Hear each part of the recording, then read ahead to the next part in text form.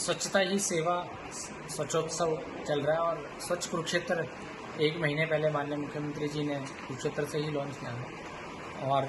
स्वच्छ कुरुक्षेत्र बिना शैक्षणिक संस्थानों, बिना हमारे बच्चों के योगदान और बिना हमारे बच्चों के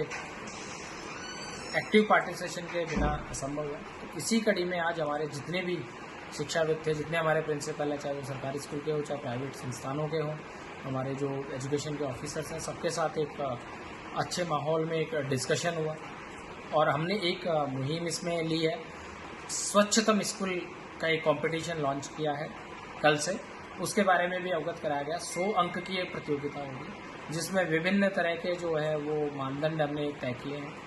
और उन मापदंड पे जो है वो स्कूल प्रिंसिपल, स्कूल हेड जो है अपने आप को असेस करके हमें सबमिट करेगा और हम एक कमेटी के माध्यम से उसका असेसमेंट कराएंगे। और इसमें हर कैटेगरी में 6 कैटेगरी अलग है और उसके अलावा 3 कैटेगरी गोल्ड, सिल्वर और ब्रॉन्ज कैटेगरी स्कूल्स हैं, वो अवार्ड मिलेगा और जिला स्तरीय प्रोग्राम उसमें किया जाएगा 2 अक्टूबर को। साथ ही 25 नवंबर तक जो हरियाणा शहरी स्वच्छता कैंपेन है उसके तहत ही जो गार्बेज वल्नरेबल पॉइंट है, जहाँ कचरा बहुत ज़्यादा स्कूल के गेट के आसपास के लोग डाल जाते हैं और वहाँ कई सालों से समस्या थी, उनको ख़त्म करना हमारा लक्ष्य है। आज कुछ फीडबैक जैसे सड़कों पे गड्ढों का और कुछ ऐसे स्कूल्स हैं जहाँ पे ये कचरे के पॉइंट हैं, वो सुझाव आए हैं, उसमें हम काम करेंगे।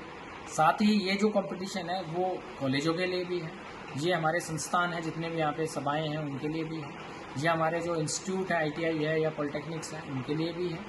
इसी कड़ी में हमने एक सबसे स्वच्छतम ऑफिसेज, सरकारी ऑफिसेज का भी कंपटीशन लॉन्च किया है। उसमें भी जो संबंधित विभागाध्यक्ष हैं वो अपने आप को असेस करेंगे और हमें एक रिपोर्ट सबमिट करेंगे। इसी तरह से जो हमारे वार्ड हैं, पूरे के पूरे 32 वार्ड MC थानेसर के और हमारे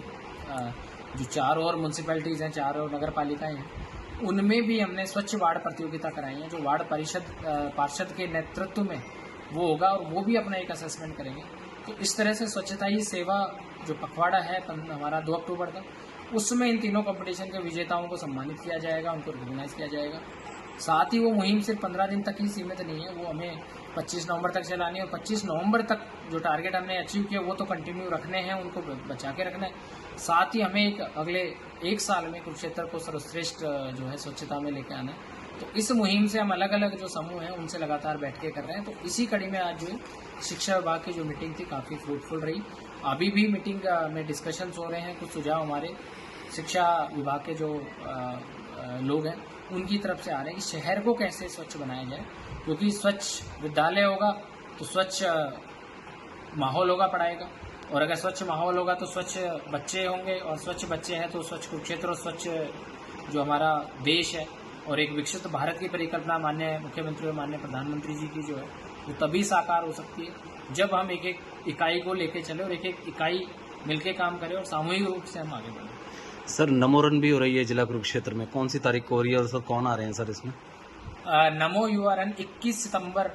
2025 को सुबह 6 बजे द्रोणाचार्य स्टेडियम से लेके OP जिंदल चौक तक और OP जिंदल चौक से वापस द्रोणाचार्य स्टेडियम पे समापन होगी। माननीय मुख्यमंत्री नायब सिंह सैनी जी इसके मुख्य अतिथि होंगे और जो रन है उसमें लगभग 15,000 के करीब जो है प्रतिभागी भाग लेंगे। वो सभी वर्ग के होंगे क्योंकि युवा, हमारे जितने भी युवा हैं, चाहे वो कोई 55 वर्ष के